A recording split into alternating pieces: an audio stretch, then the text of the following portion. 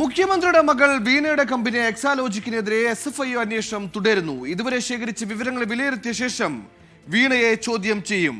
KSIDCയിൽ വീണ്ടും സംഘം പരിശോധന നടത്തും. CMRL, KSIDC എന്നിവിടങ്ങളിൽ നടത്തിയ പരിശോധനയിൽ നിന്ന് ശേഖരിച്ച വിവരങ്ങൾ വിശകലനം ചെയ്യുകയാണ് SFIO. KSIDCയിൽ നിന്ന് 2012-13 മുതലുള്ള അക്കൗണ്ട് ബുക്ക്, ഓഡിറ്റ് ബുക്ക് തുടങ്ങിയവയിൽ നിന്നുള്ള വിവരങ്ങൾ ശേഖരിച്ചിട്ടുണ്ട്. വിപുലമായ അക്കൗണ്ട് ബുക്കിൽ നിന്നും കൂടുതൽ വിവരങ്ങൾ നൽകാൻ സമയം അനുവദിക്കണമെന്ന് KSIDC ആവശ്യപ്പെട്ടിട്ടുണ്ട്.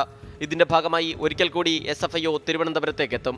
വിശദമായി വിവരങ്ങൾ പരിശോധിച്ച ശേഷം വീണ വിജയന് ചോദ്യം ചെയ്യലിന് ഹാജരാകാൻ നോട്ടീസ് നൽകും. എക്സാലോജിക് സൊല്യൂഷൻസിന്റെ ബംഗളൂരു മേൽവിലാസത്തിലാകും നോട്ടീസ് നൽകുക. അതിനാൽ മുഖ്യമന്ത്രിയുടെ ഔദ്യോഗിക വസതിയായ ക്ലിഫ് ഹൗസിലോ മന്ത്രി മുഹമ്മദ് റിയാസിന്റെ വസതിയിലേക്കോ SFIO എത്തില്ല. 24 തിരുവനന്തപുരം.